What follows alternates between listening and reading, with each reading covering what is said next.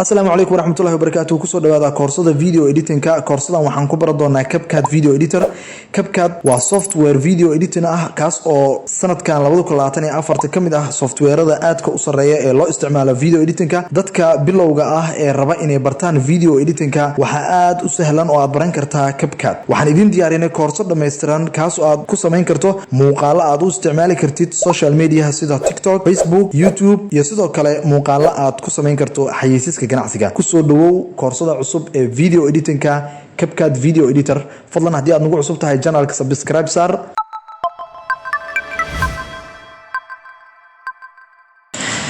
cashirka koowaad waxaan ka bilaabaynaa marka ugu horeysa waxa la soo degi doonaa CapCut waa laba nooc mid loogu talagalay in lagu isticmaalo mobilada iyo nooc dambe oo hadda loo isticmaalo in lagu edit gareeyo videoyada ayuu la isticmaalayo computer sadarteed anaga hadda casharada waxaan ku qaadan doonaa midka computerka ah sadarteed waxaan la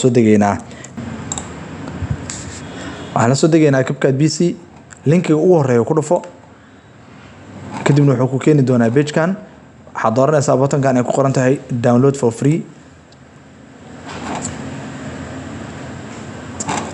sida ku muuqato waxa bilaabanayo downloadiga aan si kan ku soo degaya sababtoo ah aad u yar yahay asagoo dhanba waa 2 MB maadaama hore aan u soo dejiyay mar labaad uu soo degay waxaan sameeynaa marka waa ku install gareynaa si loogu shubaa right click leh kadibna waxaad doorataa open ama laba mar click si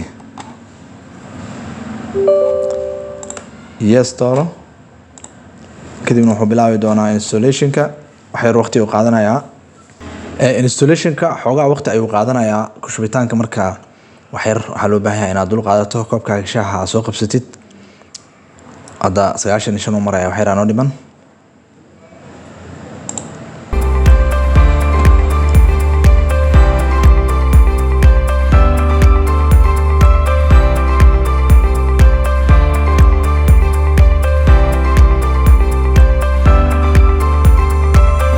installation ku aan dhamaaday wuxuu CapCut noo sheegayaa computerkan inuu macnaha xamili karo oo lagu isticmaali karo CapCut-ka ayuu noo sheegayaa computerka waxaan leenahay confirm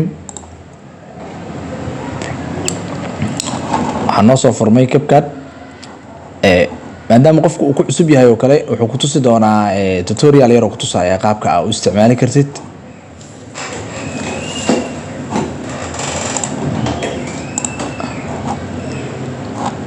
okay halkaas waxaan ugu dhamaaday installation-ka hadda waxaan bilaabaynaa sidee video loo soo geliyaa project cusubna aad abuuri kartaa meesha ay ku qoran tahay new project click si wali wuxuu tusayaa qaabka aan u isticmaali lahayn wuxuu ku tusayaa sida u soo geli kartid video hadii aad doonto soo jiido ku leeyahay nagastire sample ahaan hadda video na tusay isaga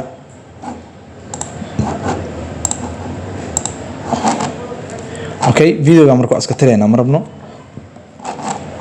waxa tagaysaa media markii aad tagto kana asagana aan meesha ka saaro media markii aad tagto CapCut kan sidaan uu yahay qaybtaan waxa lagu talagalay video-ga in laga soo geliyo ama sawirada ama codka wixii aad doonaysid qaybtaana waa meesha aad ka arkaysid muuqaalkaaga qaybtaana waa meesha effect ama wax markii aad sameynayso waa effect control waa meesha aad ka bedeli lahayd waaye muxuu ah property-ga effectiyada aad ku soo darsatay qaybtaan hoose waa timeline ama waa qaybta loogu talagalay video-ga aad jarjarayso ama aad wax ka bedelaysid meesha la soo dhigayo sadarteed waxaan tageynaa import waxaan dooranaynaa video-gan open deh sida u jeedo video-ga adigo aan wali aan soo gelin qaybta timeline-ka waxaad samayn kartaa inaad play dhahdid oo aad aragto video-ga sidoo kale waxa awoodaa oo aad samayn kartaa video-ga qayb kamid ah inaad soo jarto saan oo kale inta dhahdo laba dhinac ka soo jiidid qaybtan dhexe aad soo qaadato meesha aad soo dhigato hadii aan doono waxaan samayn karnaa video-gii oo dhan ayaan soo gashan karnaa marka video-ga dhan aan rabno hal mar inaan soo wada gelino sidiisa hore aan ku celinaynaa waa soo jiidaysaa waxaan leedahay ku soo dee meeshaan waxaa kaloo aad samayn kartaa weliba video-ga markii aad doorato calaamadaas balaaska inaad taabato automatic wax lagu soo gelinayaa qaybtan hoose ee timeline-ka sidaas ayaa loo soo geliyaa video okay waxaan ku xijinaynaa sidee video aad u jari kartaa ama u kala jari kartaa video marka aad kala jarayso waxaad u baahnaan kartaa video-ga inaad kala jarto oo wax dhex geliso waxaad u baahnaan kartaa videoga qaybta hore ama qaybta dambe ama qaybta dhexe qayb kamid ah videoga inaad jarto oo aad ka tirto ujeedooyin fara badan loogu talagalay in videoga loo kala jaro. Okay, waxaan baranaynaa marka qaabkee loo kala jaraa. meesha waxaa noo yaalo saddex calaamad ugu horeyso waa split ama kala go ama kala jar. videoga meesha aad doonaysid ay calaamada gelinaysaa. videoga marka hore active gareynay kliga ku siinaysaa, kadibna waxaad taabanaysaa calaamada split marka aad dhahdo waa ujeedaad videoga waa kala jarnay, waa part 1 iyo part 2. okay, haddii aan haddana rabo qaybtaan inaan jaro sida hadda oo kale, waxaad taabanaysaa calaamada split. wuxuu leeyahay shortcut ahaan adigoo aan muuska isticmaalaynin keyboardka waxaad samayn kartaa control B marka aad taabato wuu kala go'ayaa videoga. okay, waxaa kale oo jiro calaamadan kale waxaa la yiraahdaa delete left, tan waxaa la yiraahdaa delete right. tusaale ahaan haddii aan klik ku siiyo videoga waa la kala jarayaa, qaybta dhanka midig xigtana waa la tiraa. okay, tan kalena aan fiirino delete left isagana wuxuu ku sameynaa sida hadda oo kale, videoga wuu kala jarayaa, qaybta dhanka midig xigtana wuu tirayaa. sidoo kale waxaad samayn kartaa haddii videoga aad kala jarto oo aad doonaysid qayb kamid ah inaad tirto. kasoo qaad meeshaan split dhahay, qaybtan dambe ayaan rabaa inaan tiro. waa dooranaa marka hore kliga ku siinayaa. klig markii aan ku siino waxaan taabanaa kan oo loo yaqaano delete, ama keyboardka waxaa ka taaban kartaa delete. meeshaas waxaa ka baxay videogii. sidaas ayaa video u kala jari kartaa, qaybtii aad doontana uga tiri kartaa. okay, waxaan kaloo baranaynaa oo cashirkan ku baran doonaa sidee videoga ugu soo dari karaa qoraal. markii aad doonaysid inaad ku soo darto waxaad tegaysaa meesha ay ku qoran tahay text. meeshaas kore ay ku qoran tahay text, klik ku sii. text markii aad klik ku siiso waxaa arkaysaa qoraalo fara badan oo meesha yaal. okay, aad bedelan karto. marka waxaan dooranaynaa default text. waa soo jiidaysaa videoga dushiisa ku sii deynay. okay, qoraalka marka sida hadda aad u jeedid nooma muuqdo. maxaa keenayo calaamadan haddii aad korkiisa keento waa arkaysaa qoraalka dushiisa keenaysaa si qoraalka uu kugu soo muuqdo.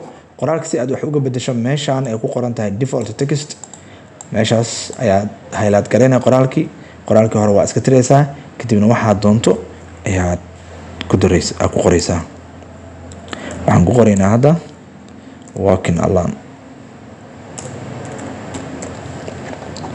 okay, waxaa samayn kartaa qoraal markii aad qorto marka qoraalkan size-kiisa inaad wax ka bedesho ama positionka aad wax ka bedeshid.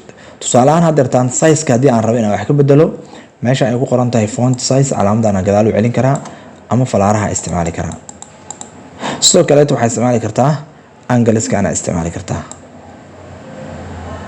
okay, haddii aad doonaysid inaad qoraalka booska aad ka wareejiso positionka, waa soo jiidi kartaa, soo drag gareynay. intoo kale aan keeninaa wax yar aan yareeyo. okay, qoraalka meeshaas keenay. qoraalkan sidee wax uga bedelin kartaa? farta waxaa ka bedeli kartaa farta nooceeda. meesha ay ku qoran tahay font, waa soo furaysaa, kaliya ku siinay waa soo furmaa. hadda marka hore falaartan aad taabto farta ka hooseyso automatic igu dooray, hadda waa soo fur. marka waxaan ka dhigi karaa, aan dooran karaa Arial. sidoo kale waxaad bedeli kartaa styleka farta ee leedahay, bold ayaa ka dhigi kartaa, underline. kuwaas inta badan waa taqaanaa qofkii word processing-ka yaqaano uu yaqaanaa. okay, sidee loo bedelaa farta colorkeeda? haddii aad doonayso inaad bedeshid waxaa ku dhufanaysaa meesha ay ku qoran tahay color, kadibna colorka aragtida ka dooranay. okay, tusaale colorkaas oo kale aan ka dooranaynaa, meel banaan klik sii. qoraalka haddii aad doonaysid spacing-ka characters-ka inaad badiso, tusaale oo kala sikanaya, xarfaha ayaa kala sikanayo. okay, haddii qoraalo badan ay yihiin lineska la kala sikay, hadda maadaama hal line oo yahay ma noo shaqeynayo. okay, waxyaabaha kale ee qoraalka aad ka bedeli karto waxaa kamid ah alignmentiga qoraalka, inaad leftiga ama centerka ama rightka oo kale aad dhigi kartid. waxaa kaloo kamid ah oo aad bedeli kartaa qoraalka. waxaa samayn karnaa background. hadda waa ujeedaa background waxaa noo dooran automatic madow ah, waa ka bedelina. waxaan leenahay backgroundka waxaad nooga dhigtaa cadaan. okay, backgroundka size-kiisa waxbaa ka bedeli kartaa, backgroundka height-ka iyo width-ka labadaba.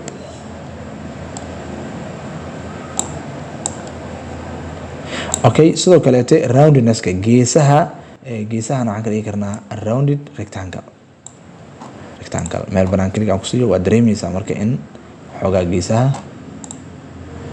ay soo qoloocdeen. okay waxaa u samayn kartaa shadow, waxaa u samayn kartaa glow oo 15 marka wax badan oo effectiya ah ayaad ku dari kartaa qoraalka. Assalaamu calaykum waraxmatullaahi wabarakaatuh. Kusoo dhawaada qaybta labaad ee CapCut video editing. qaybtan waxaan ku baran doonaa sida loogu soo daro codka, sidoo kale waxaan ku baran doonaa sida loo isticmaalo text animation ama qoraalka dhaqdhaqaaqa leh, iyo waxaa kaloo baran doonaa transitions. fadlan haddii aad nagu cusub tahay channelka subscribe sar. waxaan tegaynaa meesha ay ku qoran tahay media, waxaan dooranaynaa import, kadibna codadkan tegi doonaa. codadkan mid ka mid ah ayaan ku soo daraynaa videoga. waxaan ku soo daraynaa codkan.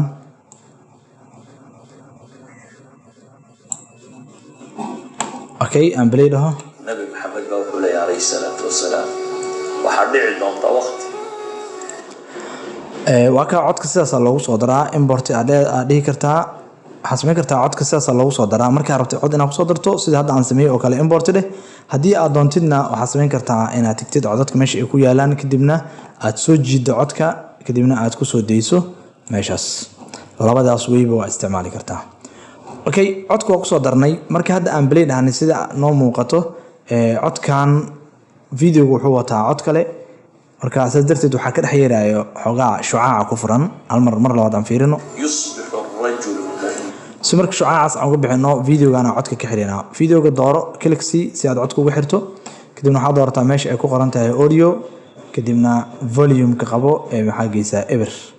haddii aan play dhahno ninku ay dhici doonto inuu waabaristo isagoo mu'min ah. marka videogan kore sidaasaa codka uga xirnay. qaabka loogu soo daro codka waa sidaas. waa tahay waxaan kaloo maanta baranaynaa sida loogu soo daro text dhaqdhaqaaq sameynaya ama text animation wata. waxaad dooranaysaa meesha ay ku qoran tahay text, kadibna qaybtan ayaa waxaa ka dooran kartaa qaybo ka mid ah. waxay leeyihiin animation ama dhaqdhaqaaq ayay suubinayaan. waxaa ka mid ah qaybta titleadan oo kale fiiri.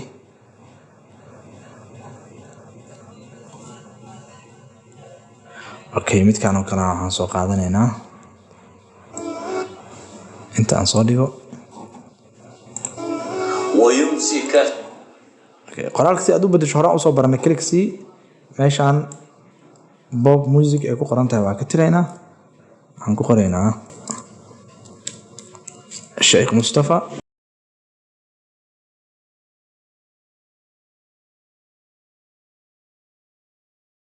okay fiir marka qoraalka qaabka oo noqonayo aan soo bilaabo.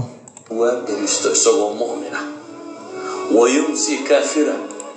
okay marka waa badihiin nooca doontida ku soo darsan kartaa.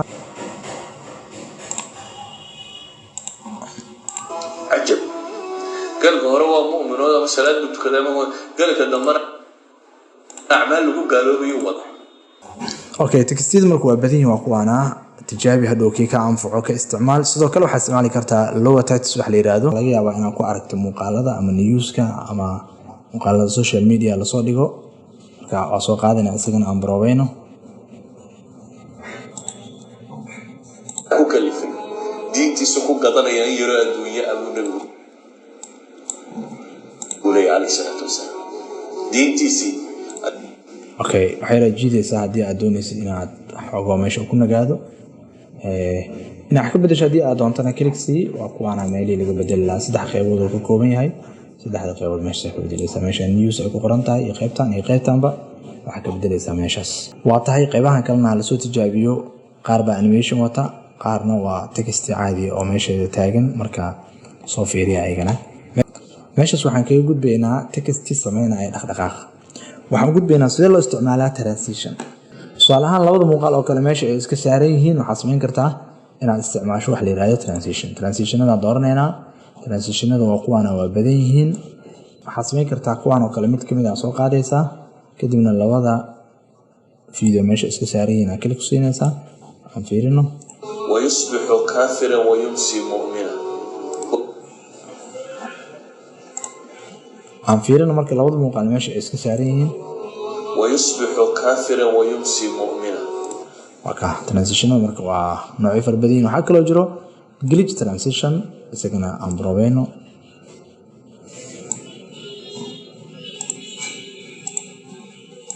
يبيع دينه بعرض من الدنيا ما حكو كلفين دينتي سكو قدنيا يرى الدنيا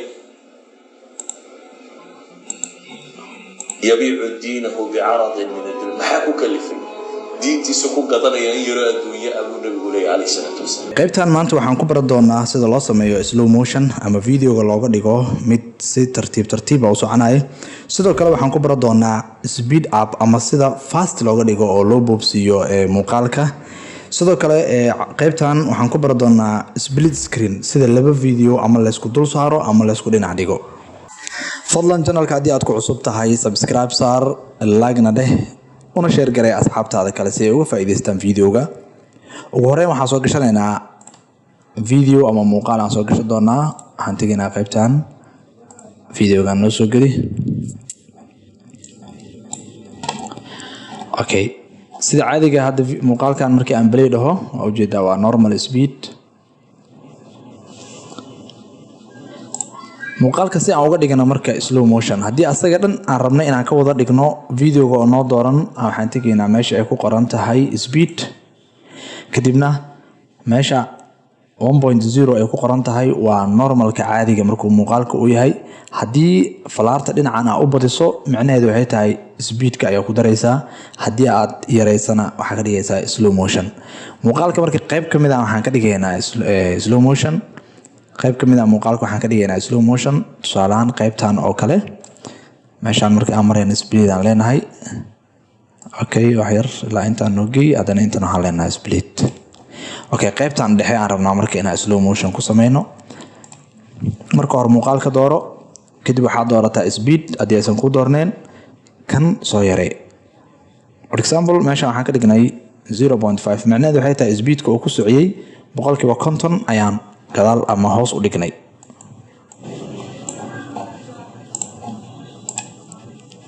aan fiirina marka muuqaalka. okay, sida aad dareemayso marka kan waa slow motion qaybtan. haddana slow motionka wuu ka baxay sida normal speedka ku laabtay. okay, aan ka sii yaray 0.3 aan geynay. marka hore aan kasoo bilaabeynaa normal speedka caadiga kaas waa normal speed. okay, waxaan soo galnaa marka slow motion. xoogaa computerka ku dhegdhegaya laakiin markii hadhow muuqaalka la save gareeyo waad dareemaysaa slow motion inuu tartiib u soconayo muuqaalka. maraan 0.4 oo kale aan dhahno. okay, waad dareemaysaa marka slow motion u socda muuqaalkan. sida cagsigiisa marka see uga dhigi karnaa speed up ama aan muuqaalka fast uga dhigi karnaa. qaybta yar markii aan soo gaarno muuqaalka inuu saaid u xawaarayaan rabnaa waxaan sameynaynaa falaarta qabo dhinaca kale u wad. meesha hadaayo oo 1 ahaa waxaan ka dhignaa 1.5 waa 50% waxaan ku badanay xawaaraha. fiir marka meesha soo gaaro saaid u socno. hida okay, waa sii badi karnaa muuqaalka aan doorto marka hore.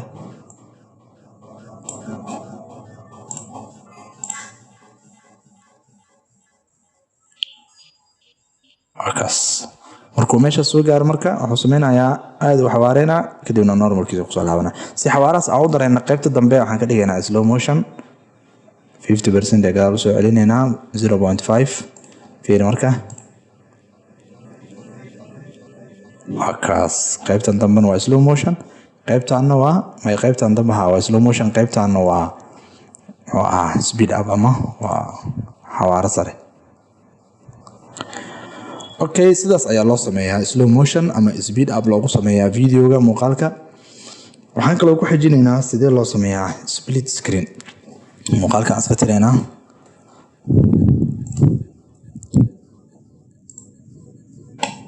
labadan muuqaal aan soo qaadanayo. control aa qabanaysaa markaa rabto laba muuqaal hal mar inaad isku soo qaado. kanaan doortay control aan u haya kan kale click si labadooda open aan leh. hal mar isoo wada qaad labadooda intii soo dhig. okay, si markii labada muuqaal aan uga dhignay split screen ama aan isku dul saarno ama isku dhinac dhigno waxaan marka hore u baahannahay inaan muuqaalada is dul saarno. labada muuqaal muuqaalkan hadda wuxuu naga qarinayaa muuqaalkan kale si marka muuqaalkan kore muuqaalkii ka hooseeya aan u aragno oo split screen aan uga dhigno waxaa sameynaynaa marka hore muuqaalka dhinac noogu siki tusaalahaan meeshaas oo kale noo geey marka meesha aan geyno waxaan sameynaynaa isla muuqaalka asagoo noo dooran waxaan tegaynaa mask waxaan leenahay meesha ay noogu qoran tahay horizontal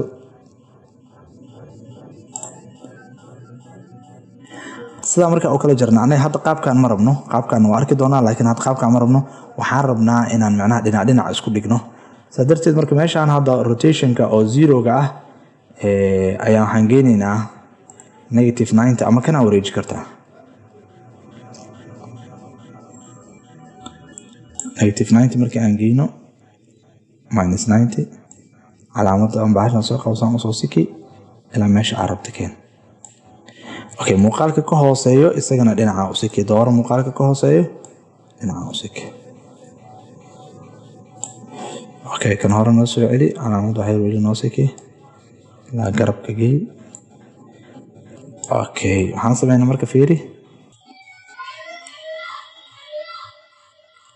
laba muuqaal oo isdhinactaan marka split screen marka aragtay inaad sameysid qaabkaas ayaa loo suubiyaa waxaad sameynaysaa marka hore labada muuqaal isdul saar mid ka mid a muuqaalada dhinac u siki kan kalena dhinaca kale u siki kadib waxaa suubisaa midka kore dooro waxaad tagtaa maski horizontal leh kadibna rotationka kan wareeji ama meeshaas waxaa ku qortaa -90 kadib muuqaalku ku kala jarmaayo qaabkan waa markii aan rabno inaan u sameyno qaab vertical ahaana sidee horizontal ugu dhigi karnaa horizontal markaa ka dhigayno waxaan ka dhigaynaa 0 aan geynaynaa digriga muuqaalka kore ii door aan kusoo laabto meesha basic ay ku qoran tahay marka muuqaalka inaad move garaysa aad rabtid waa inaa imaadaa basic okay kan hoose imaad isagana soo siki laakiin hoos u soo siki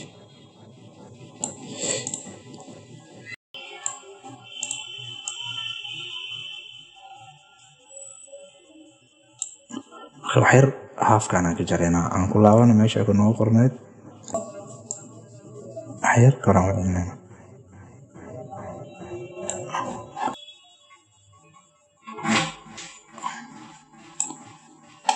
okay kan ku laabo hal mar maskiga markaa mask ku laabato calaamad yareed saan soo jiid isku dheji labada video aan bilaydhahan marka muuqaalka qaabka u ekaanaa fiiri qaybtan maanta waxaan ku baran doonaa sida loo sameeyo blurry face ama wajiga qofka loo qariyo sidoo kale waxaan ku baran doonaa sida qoraal loogu bedelo cod ahaan ama text to speech sida loo sameeyo qodobka ugu dambeeya ee qaybtan aan ku baran doono wuxuu noqonayaa sida export loo sameeyo ama videoga loo save gareeyo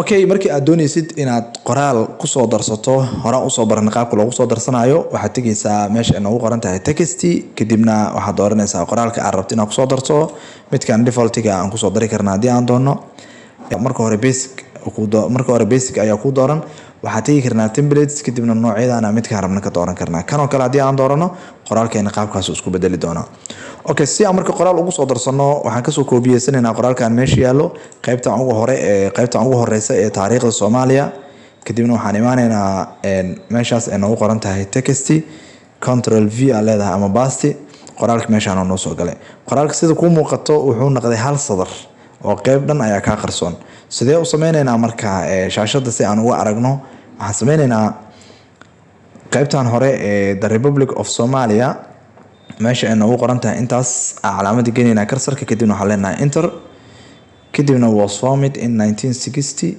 intaas haddana enter dheh by the Federation of a former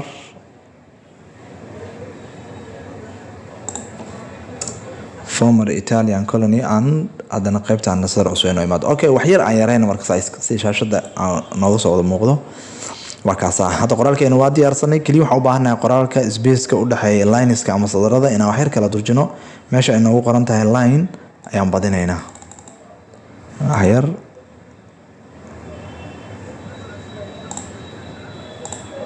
okay sidaan oo kala ka dhigayna qoraalkan marka sidee ugu bedeli karnaa cod marka hore iska hubi inaad layerka doorato kadibna waxaad tagtaa meeshaas kore ee ku qoran tahay text to speech kadibna waa kuwaana mid kala doonto ka dooran kartaa candidateska way kala duwan yihiin mid waxaa jiro cod oo male ah ama nin ah iyo cod dumar ah jiro qaarkood xataa qoraalka meesha ku qoran ay ku heesayaan marka midka rabto ayaa ka dooran kartaa tusaalahan kan aan baraweyn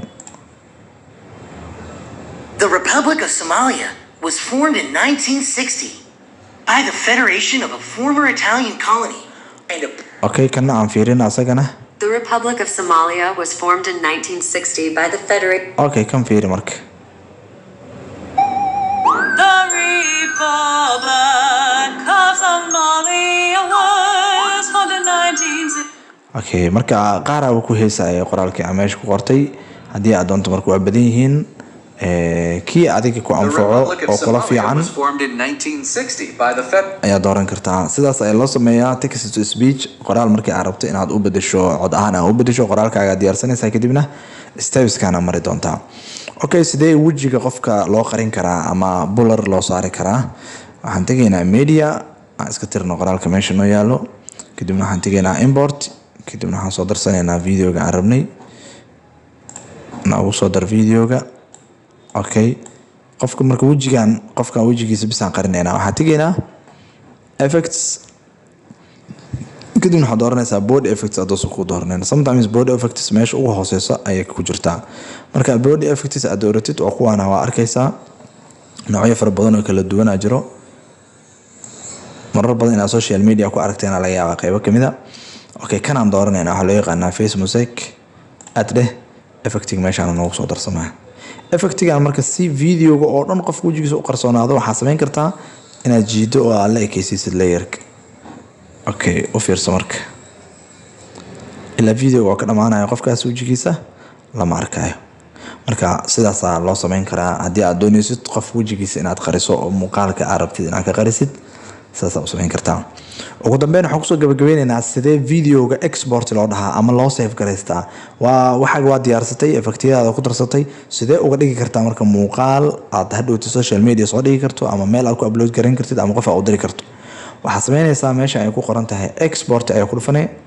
kadib waxaan kusoo bixi doono windowgan kadib meeshan ay ku qoran tahay title-ka ayaa waxaa ku qori doontaa wixii markaas adiga aad doonto ku qor su'aal ahaan sambal iskaga qoraynaa kadibna export to meesha ay ku qoran tahay waxaa ka dooranaysaa location-ka aad ku save gareynayso tusaale desktop-ka oo kale aan dooranayna kadibna waxaan leenahay select folder resolution-ka aad ku save gareynaysid aad resolution fiican u saaran yahay hadii aad doontana waa ka bedeli kartaa waa ka yareyn kartaa waa ka badi kartaa oo 2K iyo 4K ay geli kartaa kiisa ku dhaafayna okay bitrate hadii aad doonto bedeli kartaa kana aad recommended hadii aad wax mid ka sareeyo markastoo aad ama higher aad dhahdo ama kan aad bedesho resolution-ka waxa weynaanayo file-kaaga size-ka uu qaadanayo GB-ga ayaa weynaanayo kana waa MB4 waa markaan hadii aad doonto MB4 iska bedeli kartaa noocyadaan kale u bedeli kartaa okay waa kana MB4 movie ka dhigi kartaa coding waa meeshan coding oo ka bedeli kartaa coding ugu badan oo la isticmaalo oo muuqaalada MB4 lagu save gareeyo waa midkan hadii aad doonto MB4 iska bedeli kartaa waxa ka dhigi kartaa movie ka dhigi kartaa frame rate kana waa 30 frame per second waa ku dhaafi karnaa hadii aad doontid mid ka yar ka dhigi kartaa 25 iyo ama ka badan ka dhigi kartaa markastoo aad badiso frame rate kana waxa badanayo size-ka muuqaalkaaga ama file-kaaga hadda sida noo muuqato meeshan intaan ka arki karnaa waa qaybtan wuxuu kugu soo bandhigayaa ka arki kartaa duration-ka oo soconayo qoraalka iyo inta megabyte oo noqonayo ugu dambeyn waxaad taabanaysaa export kadibna muuqaalkii ayaa save gareysmi doono markuu save gareysmo wuu ku tusayaa muuqaalkaaga open folder aad dhigi kartaa si aad u aragto meesha uu yaalo okay waa kana play aan leenahay waa kaasa muuqaalkii wajigiisa aan qarinay qaybtan maanta waxaa ku baran doonaa sida video looga saaro background-ka qaybta dambe videoga sida looga saaro hadii uu yahay videogaas video green screen ama blue screen ama hal color gadaal leh daah cagaaran oo kale lagu duubay ama hadii uu yahay video qof caadi meel asagoo fadhiya iska duubay oo gadaashiisana si caadi qol dhexdiisa oo kaleeto ama meel xafiis oo kaleeto video iska duubay sidee gadaal looga jari karaa backgroundka ka dambeeyo sidee looga jari karaa oo looga bedeli karaa qaybtaas ayaan ku baran doonaa waxaan kaloo ku baranaynaa sidee animation loogu sameeyaa ama shay dhaqdhaqaaq loogu sameeyaa adoo isticmaalaya CapCut marka hore waxaan soo gashanaynaa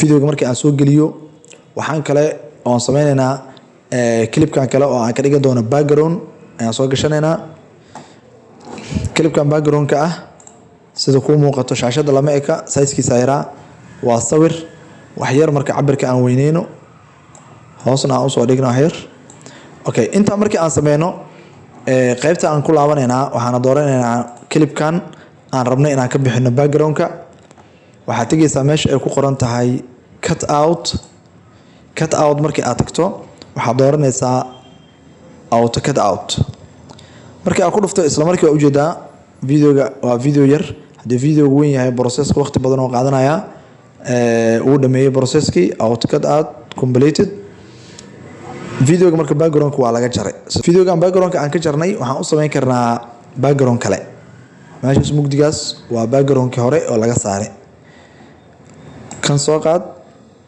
hoostiisa soo dhig ama waxaa sameysaa isaga korgeey wax yar automatic asaga meesha hoose tagaya kan kale hadda videoga marka hore background kale lahaa hadeertaanne waxaan u sameynay background cusub ayaan u sameynay sidoo kale waxaad sameyn kartaa qofka ama shayga backgroundka aad ka jartay inaad u sameysid wax loo yaqaano stroke ayaa u sameyn kartaa dooro marka hore objectiga kadibna intaanu nooc oo stroke ayuu leeyahay midka labaad oo kale aan tijaabino calaamadaas oo sameynaa stroke size-ka stroke waxbaa ka bedeli kartaa waa yareyn kartaa waxaa kale oo aad wax ka bedeli kartaa qaybta opacity-ga stroke khafiifa ka dhigi kartaa haddii aad doontidna waa badin kartaa videoga markii aan backgroundka ka bixin markii qaabkaas oo u ekaaday background cusub aan saarnay qofka meeshii hore oo jooga ma baahanba meel kale uu joogaa okay sidaas ayaa looga saaraa videoga backgroundka haddii uu yahay video caadi ah haddii video backgroundkiisa uu hal color yahay sida midkan oo kalena qaabkee looga saaraa waxaa sameynaysaa marka hore videoga meesha soo dhigo isagana waxaan soo qaadanaynaa background cusub aan u sameyn doonaa wadadan faaruq ah ayaan background uga dhigaynaa qaybta hoose soo dhig okay qaybta hoose markii aan soo dhigno sidee looga jaraa marka colorkan dooro marka hore clipka kadibna waxaa ku dhufataa cut out kadibna waxaa doorataa chroma key meeshaan color picker ay ku qoran tahay calaamadan yar ee qalinka u eg dooro kadibna meel ka mid ah colorka click haddii aad colorka cagaarka aan ku dhufto cagaarka baxay madowga haddii aan ku dhuftana madowga baxay haddii aan colorkan ku dhuftana colorkan ayaa ka bixi doono hadda cagaarka rabnaa inaan bixino kligaan siinna klig marka aad siisid waxaa sameynaya meesha strength ay ku qoran tahay qabo kadibna dhankan u jiid mar kasta oo aad sii jiidid waxaa kasii baxayo waxyaabaha calaamadaha yar ee geesaha uga haray qaarkood laga yaabo fiidiyaasha marka meeshaas mareysaba inuu ka baxo waxaan geynaynaa meesha ugu sareysa kan waxyar waxaan ku dareynaa shadow geesaha waxaan ka gelinaynaa shadow si aan looga dareemin waxyar clipkan waxaan usoo dhigaynaa waxyar hoos okay scalekiisa haddii aan doono waxyar aan yarayno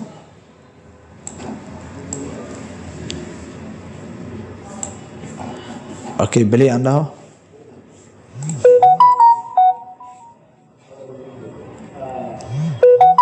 okay sidaas ayaa looga saaraa backgroundka videoga haddii uu yahay video hal color ah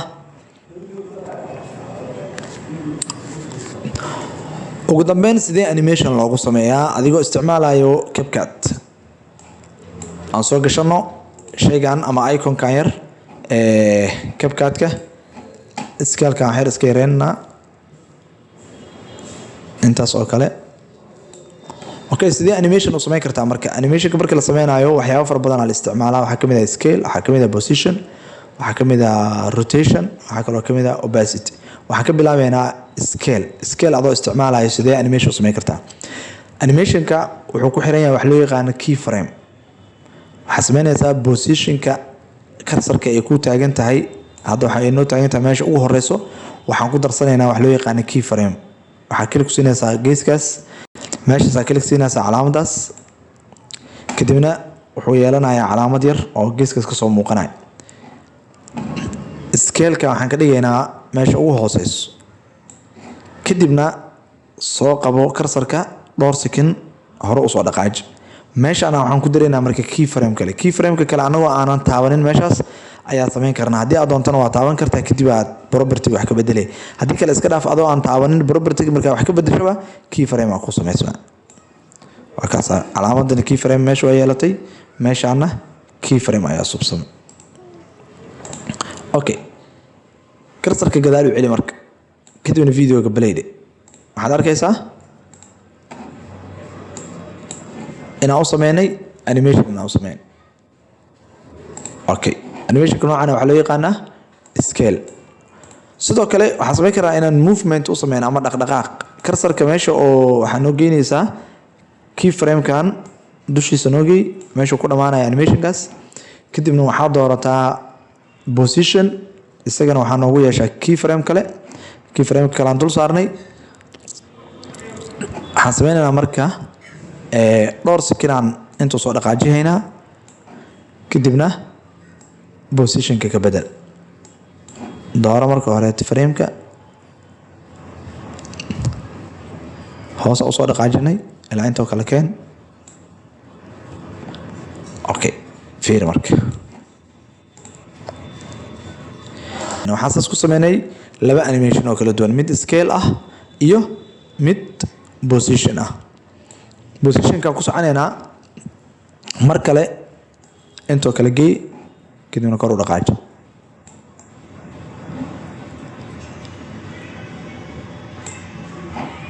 okay u fiirsa marka meeshaas markuu imaado hoos markuu imaado oo noqonaya rotation sidee loo sameeyaa meeshaas markii aan geyno waxaan tegaynaa qaybta rotationka waxaan ku darsanaynaa keyframe wax yar soo dhaqaaji intoo kale keen kadibna calaamadda ayaad intaa qabato wareeji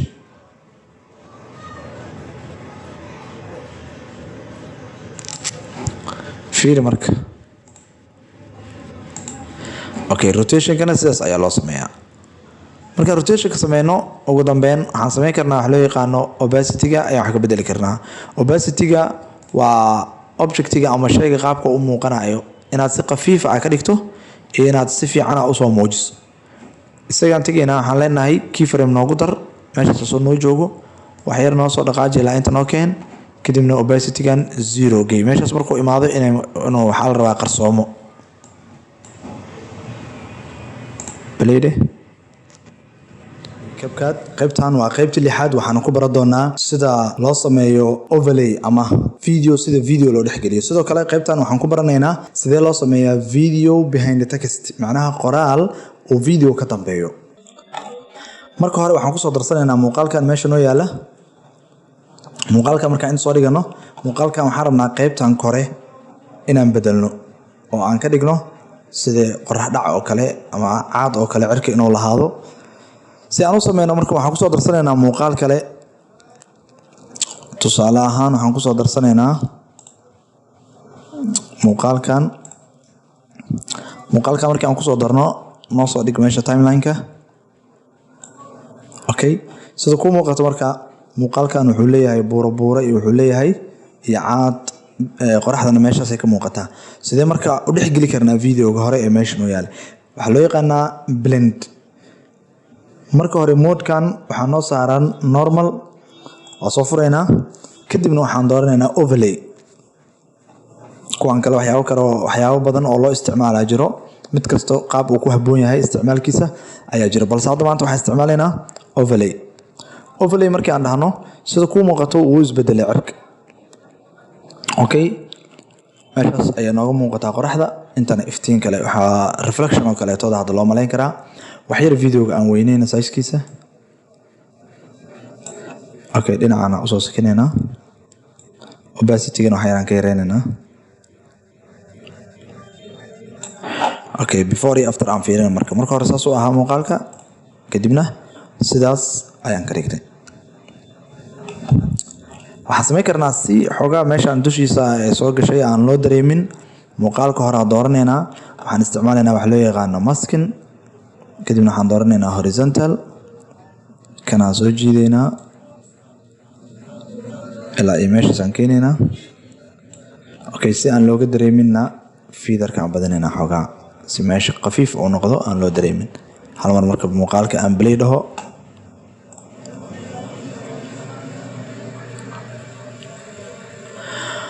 okay, sidaas ayaa loo sameeyaa markii aad doonaysid inaad laba muuqaal isdhexgeliso sidaan oo kale.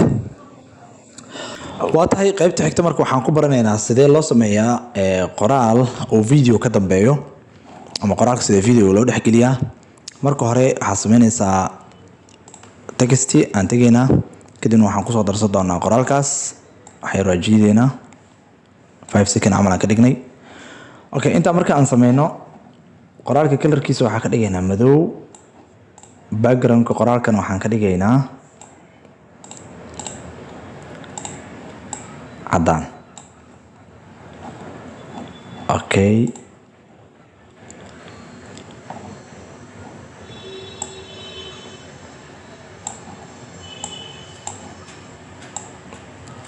okay, waxaan weyneynayaa marka backgroundka qoraalka kadibna farta size-keeda ayaan sii weyneynaa si oo page-ka dhan ula ekaado.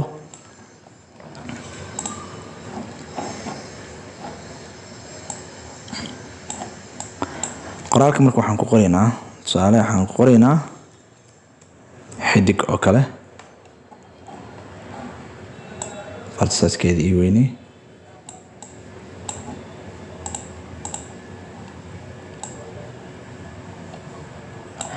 okay, intaasoo kale markii aan farta size-keeda ka dhigno video clipkan yar waa save gareysanayna. marka waxaan leenahay export, meesha aan ku save gareynayna desktop waa noo dooran tahay, waxaan ku qoraynaa xidig export dheh.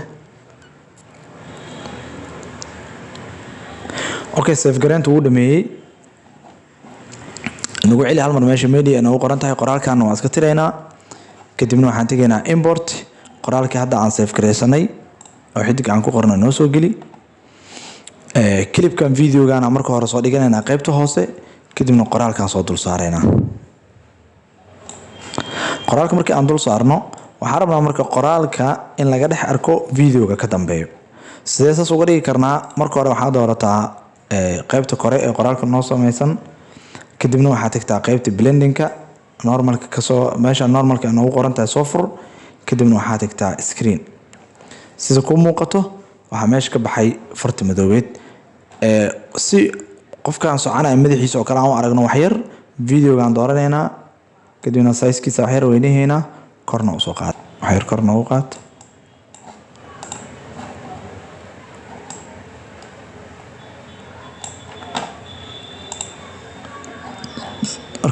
marka muuqaalka aan play dhahna marka fiiri qaabka u ekaana.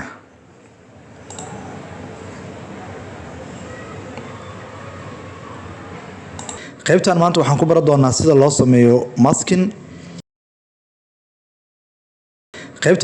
ku baran doonaa sida loo sameeyo masking.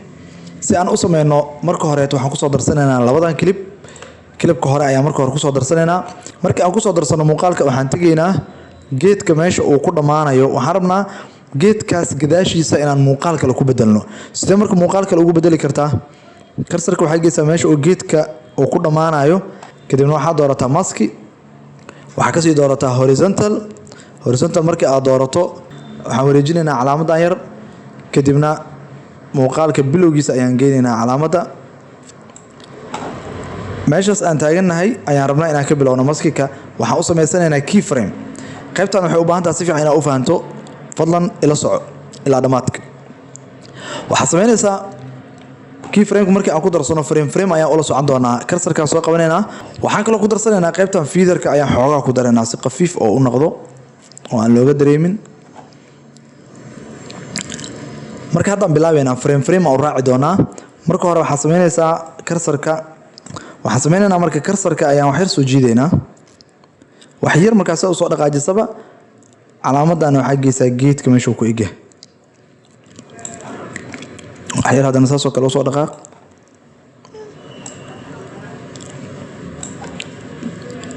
wax yar soo dhaqaaji.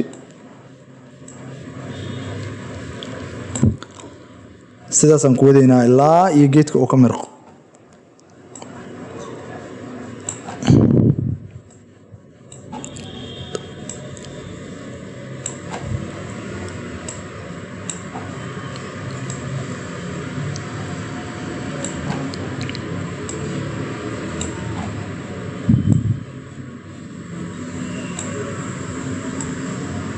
حير في ذلك حيران بتصنينا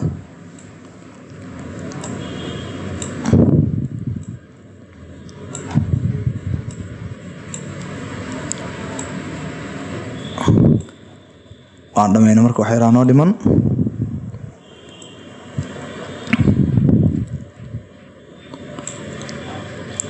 Okay, hal mar videoga marka bilowgan ka soo bilaabaya fiir qaabka uu noqonayo.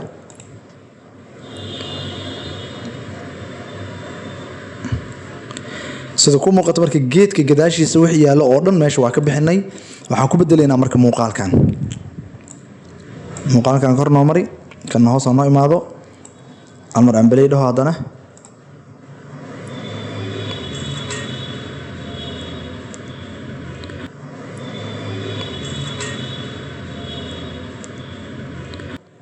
sidaas ayaa loo sameeyaa maskin. mar kale aan ku celiyo.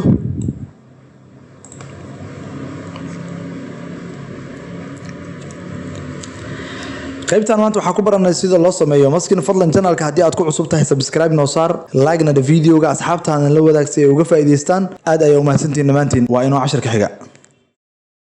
Assalaamu calaykum waraxmatullaahi wabarakaatuh. kusoo dhawaada koorsadana video editing-ka ee aan ku baranaynay software-ka CapCut. qaybtan waa qaybtii 8aad. waxaana ku baran doonaa sida loo sameeyo text behind ama shay socda gadaashiisa sida qoraal loogu qoro. qof socda oo kale ama baabuur socda oo kale gadaashiisa sida qoraal loogu sameeyo. marka hore waxaan soo gashanaynaa clipkan. waxaan soo dhiganaynaa qaybtan timeline-ka. kadibna waxaan ku qoraynaa qoraalka aan rabno qofka socda gadaashiisa inaan dhigno. qoraalkan waxaan la ekeysiin doonaa clipkeena. si aan qoraalka wax ugu bedelno waxaan dooranaynaa qoraalka meeshaas ay noogu qoran tahay text ayaan dooranaynaa. kadibna waan ka tiraynaa waxaan ku qoraynaa for example qoraal oo kale ayaan ku qoraynaa. size-kana waa weyneynayna.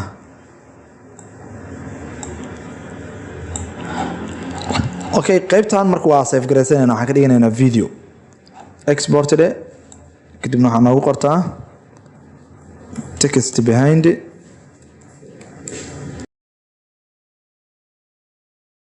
okay, save garaynta waa noo dhamaatay. kadibna waxaan soo gashan doonaa qoraalkeen. kan aan iska tirno import desktop-ka aan ku save garaynay. sorry, meeshaan aan ku save garaynay.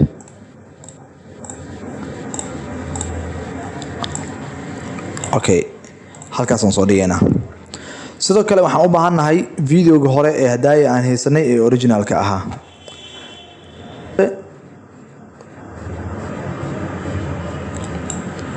marka intaas sameyno waxaan ku dhufanaynaa meesha ay noogu qoran tahay mask. waxaan dooranaynaa horizontal.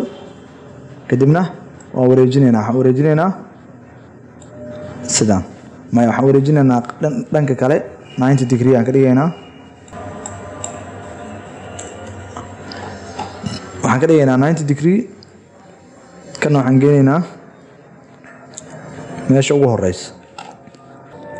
karsarkaan saan usoo jiidaynaa.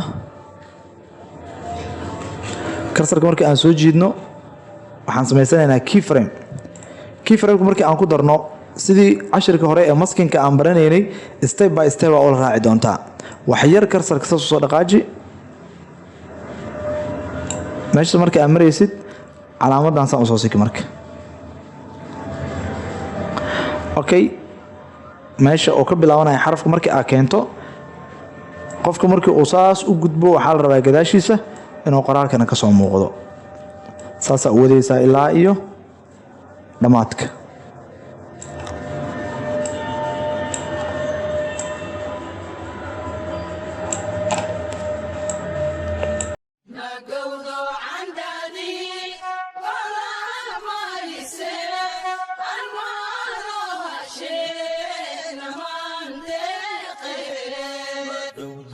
عندي والله ما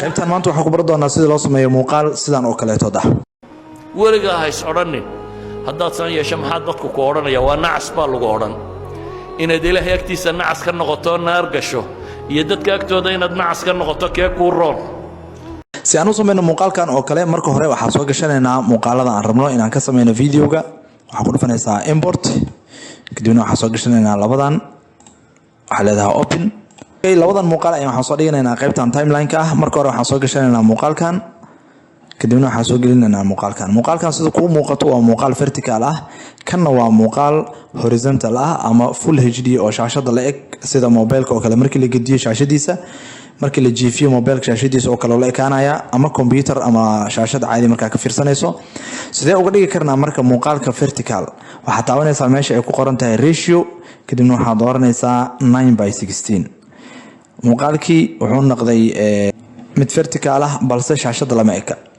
waxaan sameynaynaa qaybtan scale ee noogu qoran tahay ayaan badinaynaa si uu shaashada ula ekaado okay inta marka aad sameysid waxaan ku soo darsanaynaa muuqaalkan marka hore wuxuu leeyahay vertical wuxuu leeyahay shaashada sidee marka uu sameyn karnaa muuqaalka colorkiisa sidee u sixi karnaa waxaad tagaysaa meesha ay ku qoran tahay adjustment markii aad tagto waxaan sameynaynaa kana waxyar gadaal u soo celinaynaa okay kana waxyar hore u dhaqaajinay waxyar oo waxaan ku dareynaa saturation colorka okay uma baan saturation lagu daro midkan haddii brightness-ka uu kugu yaryahay waa ku darsanaysaa iftiinka haddii kale si isku dhaaf brightness-kiisa waa okay contrast xataa uma baahna waxaad tegaysaa qaybtan highlight waxyar gadaal usoo celi shadowgan waxyar dhinaca u wad okay blackska waxyar oo aan badnayn -1 gadaal usoo celi si waxyaabaha madmadowga si fiican ugu muuqdaan okay intaa markii aan sameyno waxyar muuqaalka waxaan u sameynaynaa thickness waxa la yiraahdo madow ayaan waxaan kasoo gelinaynaa cornerska geesaha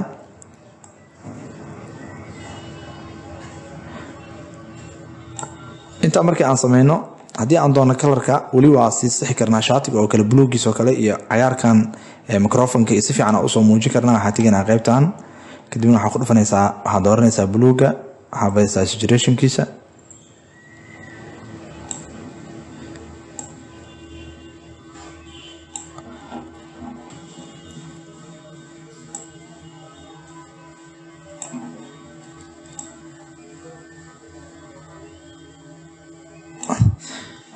okay inta markii aan sameyno colorka kadibna waxaan sameyn doonaa videogan waxaan marinaynaa qaybta kore markii aan marino waxaan hore usoo baranay waxa la yiraahdo blending option ama muuqaalka oo kale inaad ka dhigi karto screen oo kale si waxyaabahan effectiyadan muuqaalka dushiisa usoo fuulaan madowgan oo meesha uga baxo waxaad tegaysaa meesha ku qoran tahay normal waxaad dooranaysaa screen cashirka hore si fiican ugu soo sharaxnay okay hal mar muuqaalka aan play dhaho weligaa ha is odhanin haddaad san yeesho maxaad inta markii aan sameyno marka waxaan ku dareynaa qoraalka waxyaabaha uu sheegayo sheekha qoraal ahaan oo kale inaan usoo muujino okay meeshaas oo ka bilaabanayo ayaan tegaynaa si oo calaamad oo noogu yeesho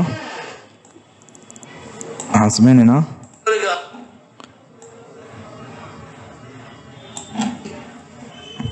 اوكي waxaan leenahay split weligaa ha is odhanin meeshaasna waxaan leenahay split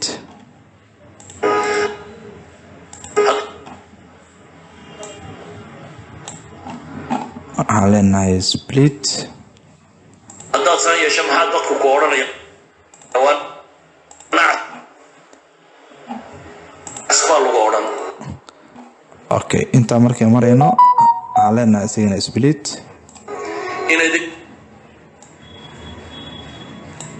okay split da isagana inaad ilaahay agtiisa nacas ka noqoto naar gasho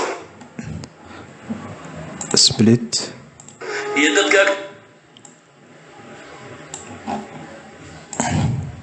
iyo dadka agtooda inaad nacas ka noqoto kee kuu roox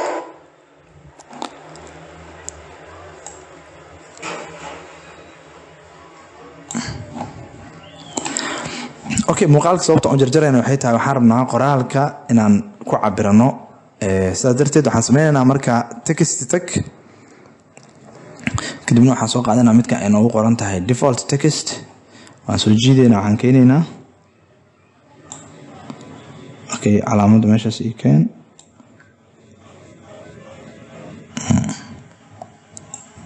fiiri marka hadda weligaa ha is odhanin meeshaas noogu sin marka kanna qoraalka hore aan usoo diyaariyey waxaan sameynaa waa soo koobiyeynaa keliya koobi dheh kadibna dooro textiga meeshaas waxaa ku dhahdaa past si marka muuqaalkan ama qoraalkan si oo usoo muuqdo waxyar hoos aan usoo dejino fartaan bedeleynaa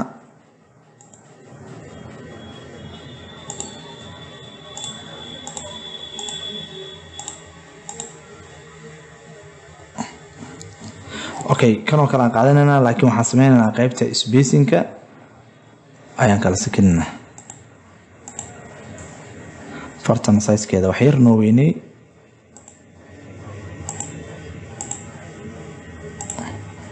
spacingka hal xaba ka jar okay farta waxaan u sameynaynaa background si ay usoo muuqato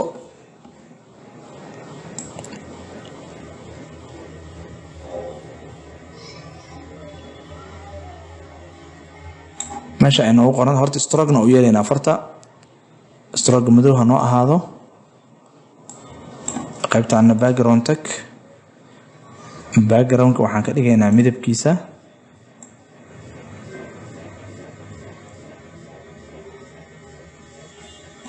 waxaan ka dhigaynaa midabkaas gaduudka ah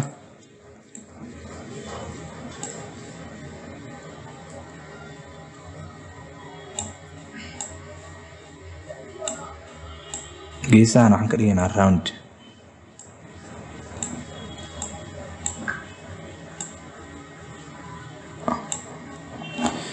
okay hal mar aan daarna hal mar weligaa ha is odhanin waxaa kaloo u sameynaynaa qoraalka effect waxaan tegaynaa qaybta ay noogu qoran tahay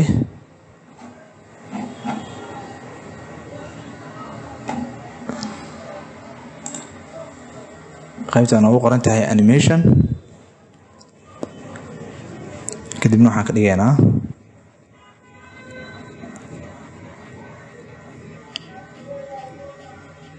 okay midkan typewriterkaan isticmaalaynaa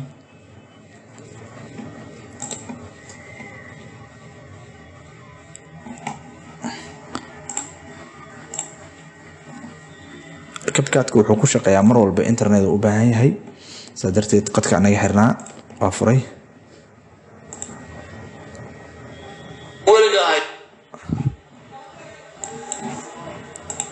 weligaa ha is odhanin marka sidaasaan ku wadaynaa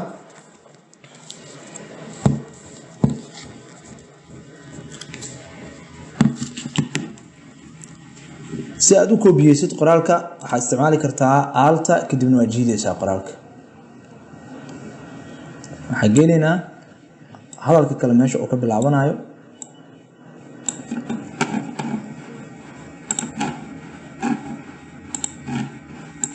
weligaa ha is odhanin haddaad san yeesho maxaa